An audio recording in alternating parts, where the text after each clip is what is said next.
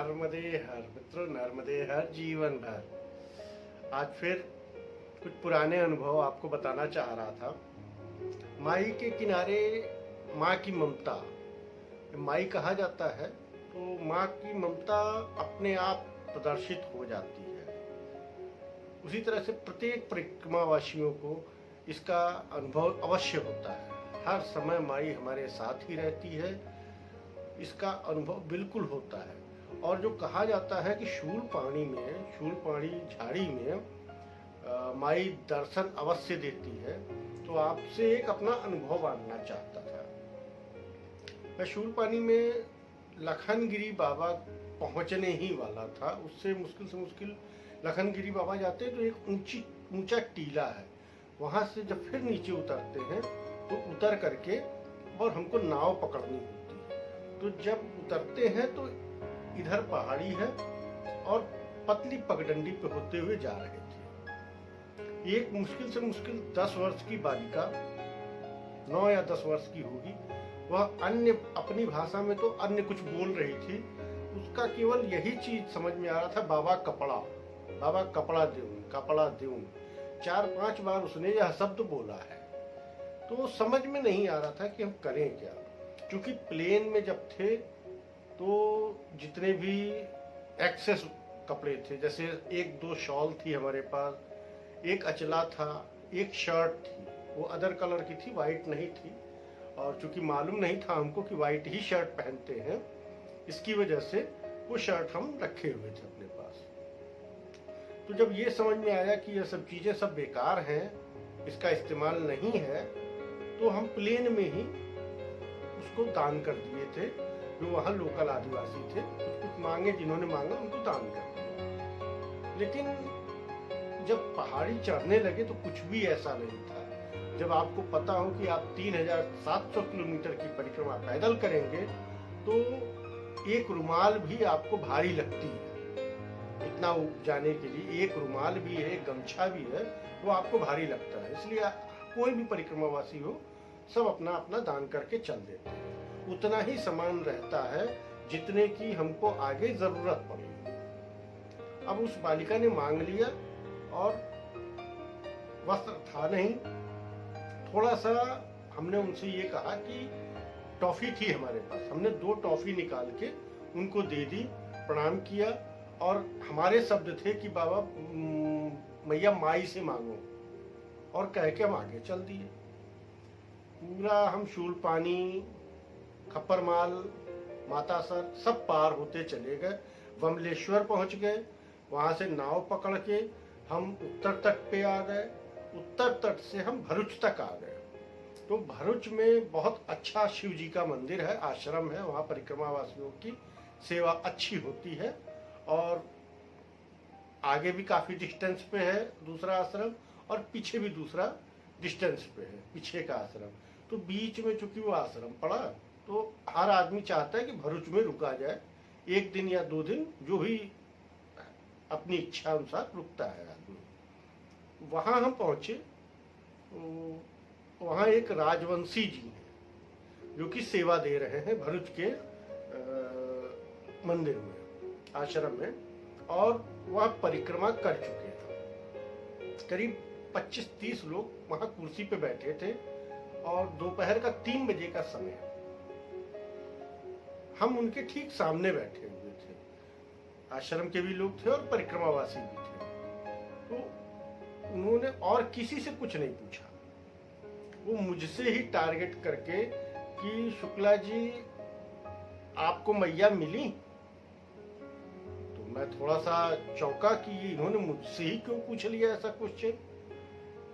उन्होंने फिर, हमने कहा कि हमको नहीं मिली, हम कुछ अनुभव नहीं हुआ, हमको मिली भी होंगी तो हमें कुछ अनुभव नहीं हुआ।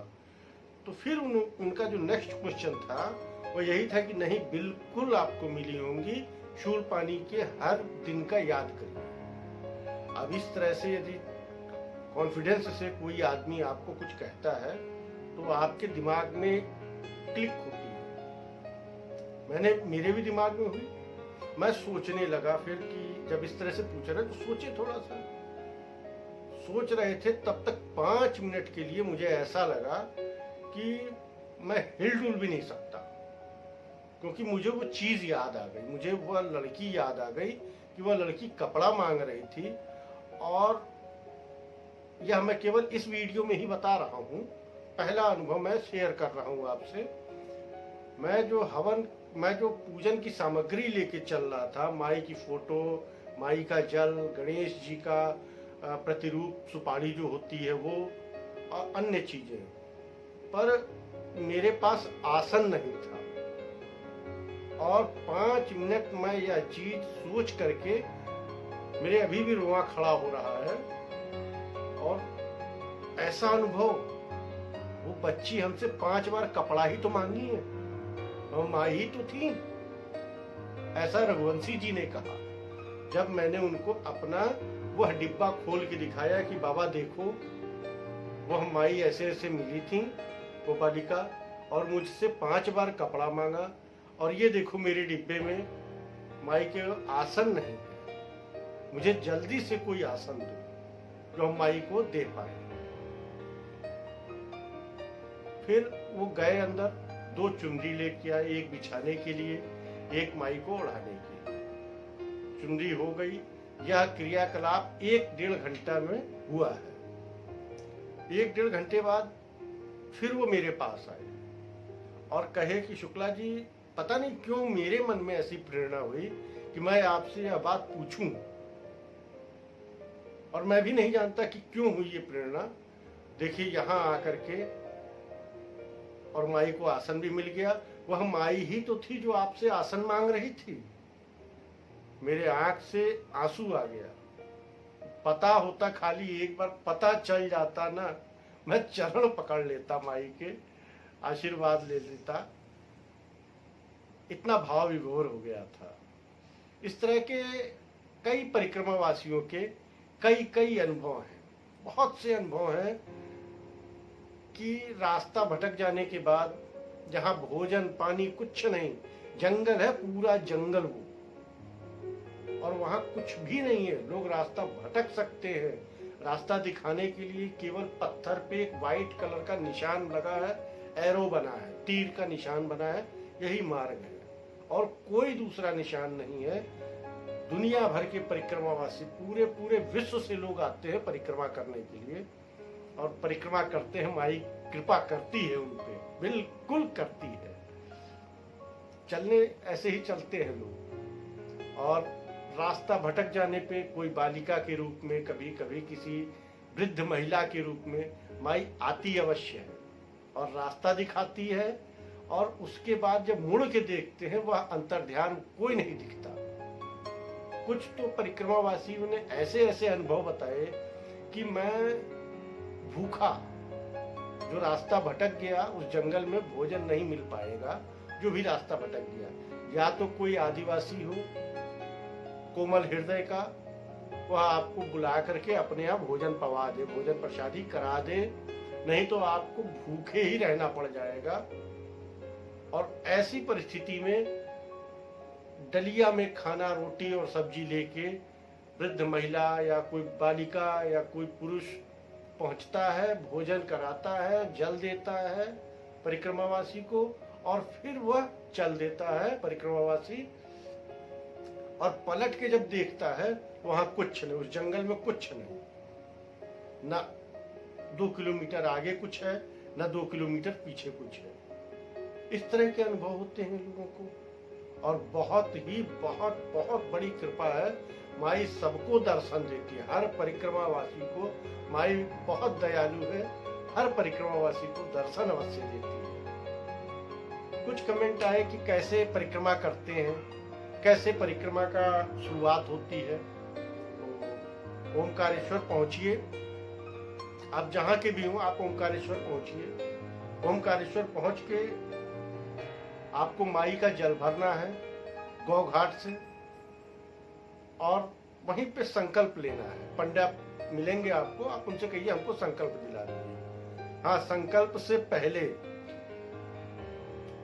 शौर्य कर्म होना चाहिए, मुंडन, सर पे बाल ना हो, दाढ़ी ना हो, ब्राह्मण है या अथवा शिखा यदि आप रखते हैं वो शिखा अवश्य रखें और ऐसा करने के बाद माई के जल में स्नान करें और पूजन पे बैठ जाएं। पूजन के समय एक दंड होना चाहिए आपके पास, एक कमंडल होना चाहिए, माई की एक तस्वीर, माई का जल शीशी में भरा हुआ होना चाहिए, गणेश के रूप में, सुपारी के रूप में गणेश जी की प्रत होनी चाहिए, क्योंकि यही चीजें लेकर के आप नित्य अपना दोनों टाइम पूजन और भजन संध्या करेंगे। और सबसे कठिन मार्ग जो है वह शूलपानी की झाड़ी है। करीब 200 किलोमीटर का टुकड़ा है और वही सबसे कठिन है और वहीं सबसे ज्यादा, पूरी परिक्रमा में सबसे ज्यादा आनंद आपको उन्हीं झाड़ियों में आता है। जब एक भील आदिवासी आपको कहता है कि बाबा नर्मदे हर, और जिसकी कुल जमा पूंजी वह स्वयं अपना भरण पोषण कैसे कर रहा है मैया जाने, और वह व्यक्ति आपको बुलाता है और कहता है कि बाबा आ जाओ, जलपान कर लो, कुछ बाल भोग ले लो, कुछ इस तरह से आपको भोजन प्रसादी देता है, तो आपके अंदर का जितना भी अहंकार है वही चूर हो जाता है। क्योंकि आप भी तो ये देखते हो ना कि आप किससे प्राप्त कर रहे हैं, कौन दे रहा है।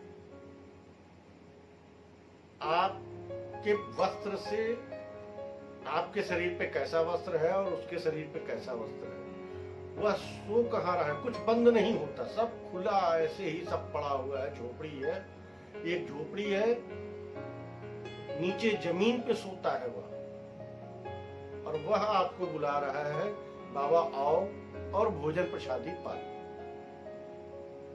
आप कुछ नहीं हो,